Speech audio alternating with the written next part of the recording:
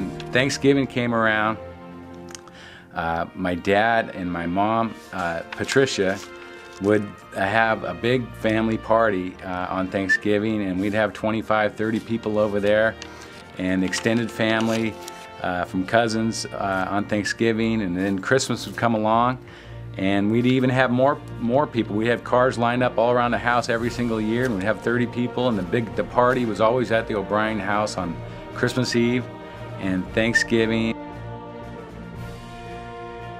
My dad is, he's the Christmas tree king. Of course, he sold Christmas trees. He used to transport Christmas trees from up here in the Northwest down to California. So he was always very proud of his trees, and that was a tradition, and we always had the best trees on the corner of Westlake and Mercer.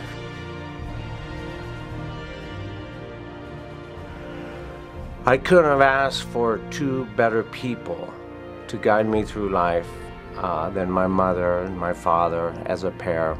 They complemented each other. My mother was a true family caretaker and a true caretaker of my dad. You know what? He worked a lot of hours, 60, 70 hours a week. She had the dinner on the table, whether it be 8 o'clock, 9 o'clock, or 10 o'clock when he got home, and their 6 kids were fed and put to bed and off to school, and the house was spotless. And my mother had a heart of gold. When they met, they had a special bond and relationship that they had together for 40 years that was very dear to my dad, and the times they had together were amazing. I mean, they brought 2 families together, and then they had John and myself together, and grew up. And my dad brought that family on and moved to Edmonds, and we had one big happy family. Yes, I can. My mom and dad got divorced, my original blood dad, and been divorced for a few weeks or maybe a couple months, and then knocking at the door comes this gentleman named Michael T. O'Brien to ask my mom about it, actually pick her up on a date, and they went dancing. And from that moment forward, they were dating, got married, had kids, and it was wonderful, actually. It was meant to be. My mom was a homemaker. She made sure all the food was on the table, the kids were taken care of, they were run around to where they needed to go, and my dad was the provider. Yeah, if you want skiing with my dad, you better be ready to go all day long. You're not going to be a skier out there and go to ski for a few hours. You're going to get up, be the first one on the lift, and you're going to ski until they shut that place down. And if you don't want to do that, then don't ski with me. We're going, Mike O'Brien did it his way. And if you want to go on the ride, if you want to go on Mike O'Brien's train, you better hop on and you get off when he gets off.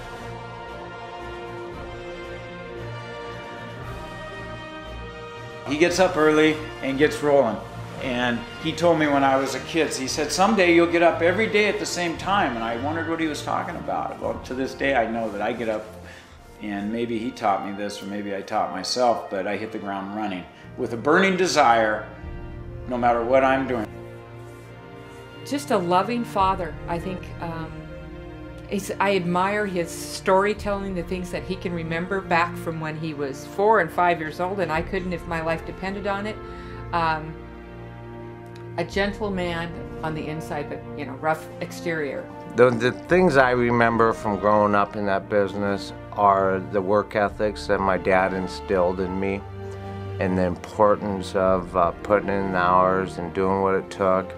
And you know, I always had a lot of admiration for my father and how hard he worked. Nobody I've ever met in my lifetime can work harder than Mike O'Brien. He brought that into all the kids, that all 6 of us are hard-working kids, and I think we all got that from him. Nobody could outwork, nobody could outplay Mike O'Brien, but I really appreciate what he taught us at a young age. Very much so wants to survive. He will not let the family go down or himself. He preserves. He just is. His nature is just to be a survivor, and when times are tough, and we've had some tough times, and I can remember those tough times, especially in the early years. It was tough, but my dad was going to make it happen for all of us, and he always made sure we had a good meal, and that he was showing that he would provide for his family And that's what always, even during the roughest times, and I'm sure there's been other rough times along the way that I may or may not even know of, but he just always survives, always stands up, and that's what he represents. The thing about my father is, you know, he just did whatever it took. And if it meant sacrificing your time off and your time with your family to make sure you could take care of your family, that's what he did. The hard work that he would put in, he would never ever give up. Not one day. Yeah, at one stretch, my dad, we were going through a real tough time. My dad worked for 3 months in a row without a day off. And we were going through a real tough time, but the hard work that he just kept putting day in and day out paid off.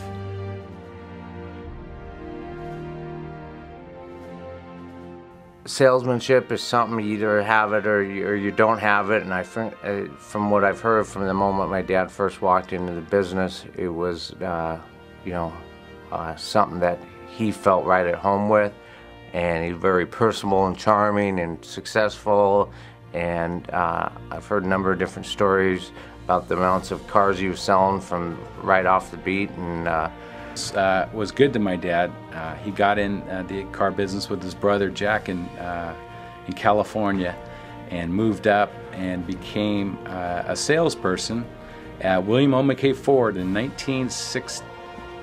What year was that? 1966, I believe it was, and became the manager there, and eventually owned the dealership. no fear, nothing.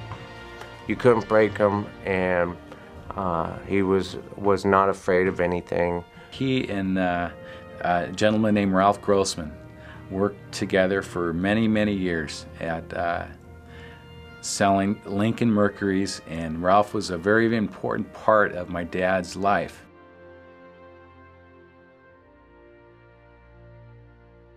He was a tough boss.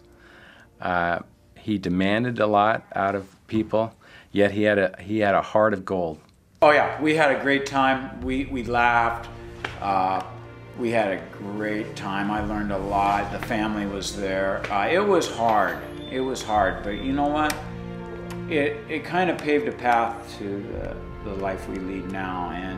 And my dad was always work before play, and that's what I got out of it. To this day, you'll see that my family works around me, and that's what we do. We work, and we have fun. Oh yeah, after dinner table, my mom would come have dinner ready for my dad and myself and John and Scott, and we would talk business all the time. How many cars we sell, how's the business going. I think my mom kind of got tired of it. Every once in a while she would step in and just say, lay down the line, and we're not talking shop here, guys, no more. My dad was at work. He was a good provider, and he thought his first responsibility was making sure his family was taken care of. And to this day, that's the way I feel. And I think I got that from my dad. He's always been in the car business since I can remember as a small child, and I can remember him working a lot, and that was one thing he instilled into me, was work ethics in regards to we need to do what it takes to get the job done. But some of my earliest memories would be the relationships he had with his employees, finding good people to work, taking care of the people that he had, taking care of his customers,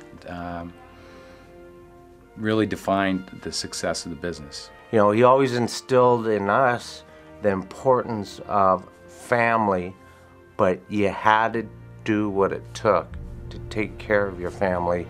And unless you could take care of yourself, you weren't going to be able to take care of your family. And, you know, those are the type of things that have always been on the forefront of my mind. My dad helped teach all of us how to sell a car. My dad was a natural-born salesman. He learned that from his dad.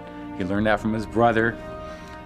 My dad was very savvy, very smart, knew when he had a deal, and he knew how to close deals. He had a great smile, a great personality. People loved him, and he did teach us how to sell cars. So. You know, he's just, my father is very mentally, emotionally, and physically strong, and that's a couple of the things I just admire about him.